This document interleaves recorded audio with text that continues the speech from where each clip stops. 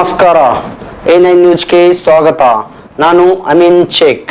ಮಕ್ಕಳ ಹಕ್ಕುಗಳ ಗ್ರಾಮ ಸಭೆ ಸಿಂದಗಿ ತಾಲೂಕಿನ ಬಂದಾಳ ಗ್ರಾಮದ ಸರ್ಕಾರಿ ಮಾದರಿ ಹಿರಿಯ ಪ್ರಾಥಮಿಕ ಪಾಠಶಾಲೆಯ ಆವರಣದಲ್ಲಿ ಸಂಗಮ ಸಂಸ್ಥೆ ಹಾಗೂ ಬಂದಾಳ ಗ್ರಾಮ ಪಂಚಾಯಿತಿ ಬಂದಾಳ ಹಾಗೂ ಚಿಕ್ಕ ಸಿಂದಗಿ ಬೂದಿಹಾಳ ಪಿಎಚ್ ಮತ್ತು ಓತಿಹಾಳ ಶಾಲೆಯ ವಿದ್ಯಾರ್ಥಿಗಳು ಭಾಗವಹಿಸಿ ಮಾತನಾಡಿದರು. ನಮ್ಮ ಶಾಲೆಯ ಸುತ್ತಮುತ್ತಲು ತಡೆಗೋಡೆ, ಬಿಸಿ ಊಟದ ಕೋಣೆ ಹಾಗೂ ಶೌಚಾಲಯಗಳು ಮತ್ತು ಇನ್ನು 3-4 ವರ್ಗದ ಕೋಣೆಗಳು ಹಾಗೂ ಶಾಲೆಯ ಮೇಲೆ ಚಾವಣಿ ಸೋರ್ತಾ ಇದೆ. ಎಲ್ಲಾ ಶಾಲೆಗಳಿಗೆ ಗೇಟ್ ನಿರ್ಮಿಸಬೇಕು ಅಂತ ಮಕ್ಕಳು ಸಂದರ್ಭದಲ್ಲಿ ತಿಳಿಸಿದರು.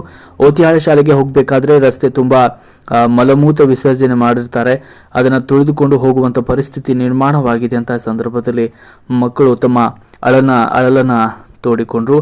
ಇನ್ನು ಶಾಲೆಯ ಈ ಸಂದರ್ಭದಲ್ಲಿ ಪ್ರಕಾರ ಗ್ರಾಮ ಪಂಚಾಯತ್ ಅಧ್ಯಕ್ಷ ಯಮನಪ್ಪ ಹೊಸಮನಿ ಹಾಗೂ ಗ್ರಾಮ ಪಂಚಾಯತ್ ಸದಸ್ಯ ಪರಶುರಾಮ್ ಬಗಲಿ ಮಾತನಾಡಿ, ಅನುದಾನದ ಕೊರತೆ ಇರೋದ್ರಿಂದ ಅನುದಾನ ಬಂದ ತಕ್ಷಣವೇ ಶಾಲೆಯ ಸಮಸ್ಯೆಗಳನ್ನು ಹಂತ ಹಂತವಾಗಿ ಈಡೇರಿಸುತ್ತೇವೆ ಅಂತ ತಿಳಿಸಿದರು.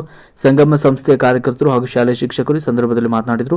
ಈ ಸಮಾರಂಭದಲ್ಲಿ ಗ್ರಾಮ ಪಂಚಾಯತ್ ಉಪಾಧ್ಯಕ್ಷರು, ಸರ್ವ ಸದಸ್ಯರು, ಶಾಲಾ ಮುಖ್ಯ ಶಿಕ್ಷಕರು ಹಾಗೂ ಸರ್ವ ಶಿಕ್ಷಕರು, ಗ್ರಾಮ ಪಂಚಾಯತ್ನ ಕಾರ್ಯದರ್ಶಿ ಆರ್ಎಂ ಮುಜಾಬರ್ ಅವರು ಕೂಡ ಸಂದರ್ಭದಲ್ಲಿ ಉಪಸ್ಥಿತರಿದ್ದರು. ಕಂಪೌಂಡ್ ಆಗಿದೆ.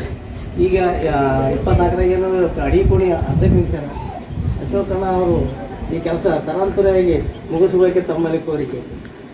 ಎಲ್ಲ ಶಾಲೆಗೆ ಸರಿ 2024 ಕಂಪೌಂಡ್ ತಯಾರದ ಆ ಮಂಜೂರಾಗಿ ಬಂದ ಬಳಿಕ ಎಲ್ಲ ಕಾರ್ಯರೂಪಕ್ಕೆ ಬರ್ತದೆ. ಎಲ್ಲ ಹಂತ ಹಂತವಾಗಿ ಮುಗಿಸ್ಕೊಳ್ತಾರೆ.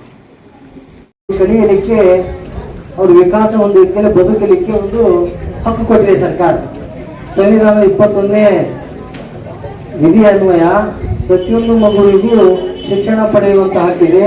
ಆ ಶಿಕ್ಷಣ ಹಕ್ಕಿನಲ್ಲಿ ಬದುಕು ಹಕ್ಕು ಅನ್ನುವಂಥದ್ದು ಪ್ರಮುಖವಾಗಿರುವಂಥದ್ದು. ಬದುಕಬೇಕಾದ್ರೆ ಮಗು ವಿಕಾಸ ಹೊಂದಬೇಕು. ವಿಕಾಸ ಹೊಂದಲಿಕ್ಕೆ ಅವನಿಗೆ ಸಂಪೂರ್ಣವಾದಂಥ ಸೌಲಭ್ಯವನ್ನು ಕೊಡುವಂಥದ್ದು ಶಿಕ್ಷಕರಾದ ನಮ್ಮ ಜವಾಬ್ದಾರಿ, ತಂದೆ ತಾಯಿ ಜವಾಬ್ದಾರಿ ಹಾಗೂ ಗ್ರಾಮ ಪಂಚಾಯಿತಿಯ ಜವಾಬ್ದಾರಿಯಾಗಿರುವುದರಿಂದ ಇದರಲ್ಲಿ ಏನಾದರೂ ಲೋಪದೋಷ ಉಂಟಾದರೆ ಅದಕ್ಕೆ ಮಗುವಿನ ಕೇಳುವಂಥ ಹಕ್ಕು ನಮ್ಮ ಮೇಲಿದೆ ಅನ್ನುವಂಥದ್ದು ನಾವು ಸ್ಪಷ್ಟವಾಗಿ ತಿಳಿದುಕೊಳ್ಬೇಕು. ಯಾಕಂದ್ರೆ 6 ವರ್ಷದಿಂದ ಮಗು ಹುಟ್ಟಿನಿಂದ 14 ವರ್ಷದವರೆಗೆ ಆ ಮಗು ಶಿಕ್ಷಣದ ವಂಚಿತರಾಗಬಾರದು ಅನ್ನುವಂಥದ್ದು ಕಡ್ಡಾಯ ಶಿಕ್ಷಣ ಹಕ್ಕು ಇರೋದ್ರಿಂದ ಶಿಕ್ಷಣ ಹಕ್ಕು ಕಾಯ್ದೆ 2009 ಜಾರಿಯಲ್ಲಿ ಬಂದಿದೆ. ಕರ್ನಾಟಕ ಸರ್ಕಾರ 2012ರಲ್ಲಿ ಇದು ಅನುಷ್ಠಾನಗೊಳಿಸಿಕೊಂಡು ಇವತ್ತಿಗೆ 12 ವರ್ಷ ಆದರೂ ಮಕ್ಕಳಿಗೆ ಎಲ್ಲಾ ಸೌಲಭ್ಯಗಳು ಸಂಪೂರ್ಣವಾಗಿ ಸಿಗ್ತಾ ಇಲ್ಲ. ಈಗ ಉದಾಹರಣೆಗೆ ಓತಿಹಾಳ ಶಾಲೆ ಪ್ರಾರಂಭದಲ್ಲಿ ಮಗು ಮಾತಾಡ್ತು, ಆ ಮಗುವಿಗೆ ಹೇಳಲಿಕ್ಕೆ ಆಗಲಿಲ್ಲ. ಸಂಸಾರ ಹೇಳಿದ್ರು ಆ ಶಾಲೆಯೊಳಗೆ ಪ್ರವೇಶ ಮಾಡಬೇಕಾದ್ರೆ ಶೌಚಾಲಯ ಮೇಲೆ ಹೇಗೆ ಪ್ರವೇಶ ಮಾಡಬೇಕು ಅನ್ನುವಂಥದ್ದು. ಅದು ಒಂದು ಊರಿನ ಸಮಸ್ಯೆ ಅಲ್ಲ, ಎಲ್ಲಾ ಊರು ಇವತ್ತು ಬಂದಾಳ ಗ್ರಾಮ ಇರಲಿ, ಬೂಜಾಳ ಗ್ರಾಮ ಇರಲಿ, ವಿಜಯಪುರ ಜಿಲ್ಲೆ ಇಲ್ಲ, ಕರ್ನಾಟಕ ರಾಜ್ಯ ಯಾವ ಹಳ್ಳಿಗೆ ಹೋದ್ರೂ ಆ ಊರು ಪ್ರವೇಶ ಮಾಡ್ಬೇಕಾದ್ರೆ ನಾವು ಸಂಡಾಸ 2 ಕಡೆ ಹೂ ಇಟ್ಕೊಂಡು ಹೆಂಗೆ ಹೋಗ್ತೀವಿ ಆ ರೀತಿ ಹೋದಾಗಿ ಆ ಊರು ಪ್ರವೇಶ ಆಗ್ತದೆ. ಶೌಚಾಲಯ ಮುಖ್ಯ ಗ್ರಾಮಕ್ಕೆ ನಾವು ಬೋರ್ಡ್ ಹಾಕೋತೀವಿ, ಆದರೂ ಕೂಡ ಎಲ್ಲರೂ ಬಯಲು ಶೌಚಾಲಯ ಮಾಡ್ತೀವಿ. ಯಾಕಂದ್ರೆ ನಮ್ಗೆ ಪ್ರಜ್ಞೆ ಇಲ್ಲ. ಅದು ಮೊದಲ ತಿಳಿದಂಥವ್ರು ನಮಗೆ ಪ್ರಜ್ಞೆ ಇಲ್ಲ. ಅವ್ರು ಶೌಚಾಲಯ ಕಟ್ಟಿ ಕೊಟ್ಟರೆ ಅದು ನಾವು ಬಳಕೆ ಮಾಡ್ಕೊಳಕ ಇಷ್ಟ ಇಲ್ಲ. ಅದೇ ರೀತಿಯಾಗಿ ಶಾಲೆಗಳಲ್ಲಿ ಮಕ್ಕಳಿಗೆ ಕನಿಷ್ಠವಾಗಿ ಏನೋ ಒಂದು ಮಕ್ಕಳು ದಿನ ಅವ್ರು ಶೌಚಾಲಯ ಶಾಲೆಯೊಳಗೆ ಹೋಗೋದಿಲ್ಲ, ಆರಾಮಿಲ್ಲಾರ ಅಥವಾ ಏನೋ ಅನಿವಾರ್ಯ ಕಾರಣಕ್ಕೆ ಬಂದ್ರೆ ಆ ಮಗುವಿಗೆ ಹೋಗ್ಲಿಕ್ಕೆ ಸ್ವಚ್ಛವಾದ ಶೌಚಾಲಯ ಬೇಕು.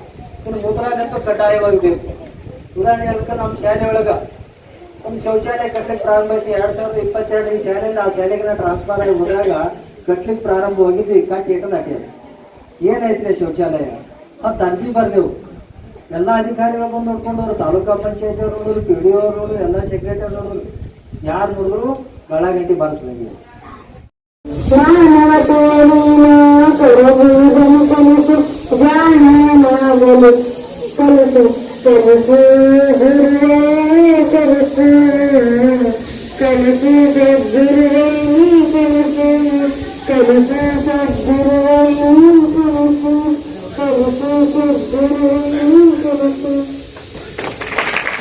ಸಮಸ್ಯೆಗಳನ್ನು ಕುರಿತು ನಾವು ಪಂಚಾಯಿತಿಯವರಿಗೆ ಮನವಿ ಕೊಟ್ಟಾಗ ಅವರು ನಮ್ಮ ಸಮಸ್ಯೆಗಳಿಗೆ ಸ್ವಲ್ಪ ಏನಾದರೂ ಸ್ಪಂದಿಸಬಹುದು ಅನ್ನೋ ಭಾವನೆಯಿಂದ ಈ ಒಂದು ಮಕ್ಕಳ ವಿಶೇಷ ಗ್ರಾಮ ಸಭೆಯನ್ನು ನಾವು ಹಮ್ಮಿಕೊಳ್ತೀವಿ. ಮತ್ತೆ ಇನ್ನೇನ ಶಾಲೆ ಶಿಕ್ಷಕರೇನಂದ್ರೆ ಹೋದ ವರ್ಷ ಗ್ರಾಮ ಸಭೆ ಮಾಡಿದ್ರಲ್ಲ, ಆ ಗ್ರಾಮ ಸಭೆಯಲ್ಲಿ ಮಕ್ಕಳ ಇಟ್ಟಂತಹ ಬೇಡಿಕೆಯಲ್ಲಿ ಎಷ್ಟು ನಮಗೆ ಕಾರ್ಯರೂಪಕ್ಕೆ ಕೆಲಸಗಳು ಮಾಡಿಕೊಟ್ಟಿದ್ದಾರೆ ಅಂತ ಶಾಲಾ ಶಿಕ್ಷಕರಲ್ಲಿ ಹೇಳ್ಬೇಕಂದ್ರೆ ನಾವು 2 ಮಾತನ್ನು ಸೋರ್ತವ. ನಾವ್ ಎಲ್ಲಿಗೆ ಹೋಗಮ್ಮ, ಹೊರ ಕೂತ್ಕಲ್ಲೇ ಮೇನು. ಹೊರ ಕೂತ್ಕೊಳ್ಳಿದ್ರ ಅಲ್ಲಿ ಸಜ್ಜಾತದ ಶಿಕ್ಷಣ. ಹಾಗಾಗಿ ಮತ್ತು ಶೌಚಾಲಯ ವ್ಯವಸ್ಥೆ ಇಲ್ಲ, ಹೆಣ್ಮಕ್ಳಿಗೆ ತುಂಬಾ ತೊಂದರೆ ಆಗ್ತಿದೆ ಶೌಚಾಲಯ. ಇಲ್ಲ ಕಾರಣ ಮೇಲ್ಚಾವಣಿಗಳು ಇಲ್ಲ. ಆ ಕಡೆ ಅಡಿಗೆ ಕೋಲೆ ಸ್ವಲ್ಪ ಕಟ್ಬಿಟ್ಟಿದ್ದೀರಾ, ಅದನ್ನ ಯಾಕನ ಕಟ್ಬೇಕಾಗಿತ್ತು, ಪೂರ್ತಿ ಮಾಡ್ಬೇಕಲ್ವಾ? ಹಂಗಾಗಿ ಅವರು ಅಡಿಗೆ ಮಾಡಿ ಅವರು ಹೇಳ್ಬಾ ಹೋಗುವ, ಅದನ್ನ ಬಿಡಬೇಡ, ಅಡಿಗೆ ನಾವ್ ಹೆಂಗ್ ಮಾಡಮು, ಅಳ್ಳಕತ್ತಿ ನಾವ್ ಇಲ್ಲಿ ಅಡಿಗೆ ಮಾಡ್ಲಾಕ, ಹಂಗೆಲ್ಲಾ ತೊಂದರೆಗಳನ್ನ ಹೇಳ್ಕೊಂಡಾರ. ನೀವು ದಯವಿಟ್ಟು ಆ ನೀರಿನ ಕೋಣೆನೂ ಇಲ್ಲ, ಅದು ಮೇಲಿಂದ ಬಿಟ್ಟಾರ, ಹಂಗೆ ಮೇಲ್ಚಾವಣಿನೂ ಇಲ್ಲ. ಅದಕ್ಕೂ ಮಳೆ ಬಂದರ ಒಟ್ಟು ಕೆಸರು ಆತದ. ಮತ್ ಕುಡ್ಕುರ್ ಬಾಳ ಸಮಸ್ಯೆ ಅದಾರಿ. ಅವ್ರ ಕಾಂಪೌಂಡ್ ಇಲ್ಲ ಅಂದ್ರೆ ಕುಡ್ಕುರ್ ಬಂದೇ ಬರ್ತಾರ. ಬೂದ್ಯಾಳ ಊರಾಗ ಕುಡ್ಕುರ್ ಬಾಳ ಅದಾರ. ಕುಡ್ಕುರು ಆ ಗಾಜಿನ ಬಾಟ್ಲಿ ತೊಗೊಂಡ್ಕೇಶಿಂದ ನಮ್ಮ ಶಾಲಾ ಆವರಣದಾಗ ಹೊಡಿತಾರ, ಹೊಡೆದು ಬಿಸಾಕ್ತಾರ, ಮಲ್ಕೋತಾರ. ನಮ್ಗೆ ಏನ್ ತೊಂದ್ರೆ ಆಗ್ಬೇಕು ಹೇಳಿ ನೀವೇ? ಬಾಳ ತೊಂದ್ರೆ ಆಗ್ತದ. ಮತ್ ಹುಡುಗರು ಕಾಲಿಗದು ಚುಚ್ಚಿದ್ರ ಅದು ಕಾಲ್ ರಕ್ತ ಬರ್ತದ. ಅವರು ಸಣ್ಣ ಹುಡುಗರು ಇರ್ತಾರ, ಹೆಂಗ್ ಸಹಿಸ್ಕೋತಾರ? ಅದಕ್ಕೆ ದಯವಿಟ್ಟು ನಿಮ್ಗಲ್ಲಿ ಅರ್ಜಿ ಒಂದ್ಸಲ ಹಾಕಿವಿ. ಈ ಸಲನು ನೀವು ಮಾಡ್ಕೊಡ್ಲಿಕ್ಕ ನಾವು ಧರಣಿ ಕುತ್ಕೋಬೇಕಾಗುತ್ತೆ. ನಾವು ಬಾಳ ಸಲ ಹೇಳಕತ್ತೀವಿ. ಅದಕ್ಕಾಗಿ ದಯವಿಟ್ಟು ನಮ್ಮ ಕೋರಿಕೆಯನ್ನು ನೀವು ಆಲಿಸ್ಬೇಕು. ನಮಗ ಶಾಲೆಯನ್ನು ಮಾಡಿಸ್ಕೊಡ್ಬೇಕು. ಅಂದ್ರೆ ನಾವು ಖುಷಿಯಿಂದ ಕಲಿಲಾಕ್ ಬರ್ತದ. ಇಲ್ಲ ಅಂದ್ರೆ ನಾವು ಬಾಳ ಕೊರತೆಯಿಂದ ಶಿಕ್ಷಣನು ಅಂತ ಇದು ಆಗಲ್ಲ, ಸಜ್ಜಾಗಲ್ಲ. ಹಂಗಾಗಿ ನಿಮ್ಮಲ್ಲಿ ಮನವಿ ಮಾಡ್ಕೊಡ್ತಾ ಇದ್ದೇನೆ, ದಯವಿಟ್ಟು ನಮ್ಮ ಶಾಲೆಯನ್ನು ಸರಿಪಡಿಸಿ ಕೊಡ್ರಿ. ನಿಮ್ಗೆ ತುಂಬಾನೇ ಧನ್ಯವಾದಗಳು.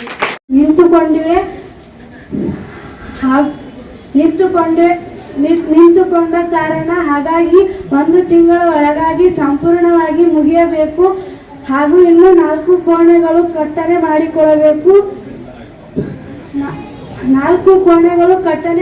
ಮಾಡಿಕೊಡಬೇಕು. ಮತ್ತು ಶಾಲೆಯ ಆವರಣದಲ್ಲಿ ರಾತ್ರಿ ದಾರು ಕುಡಿದು ತಂಬಾಕು ತಿಂದು ಹೋಗ್ತಾರೆ.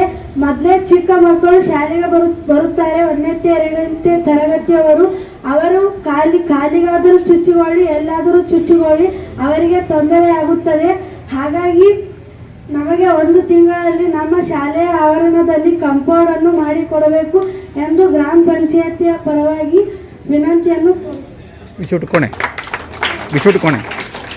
ಬಿಸಿ ಊಟದ ಕೋಣೆಗಳು 4 ಕೋಣೆಗಳು ಕಟ್ಟಿಕೊಡಬೇಕು.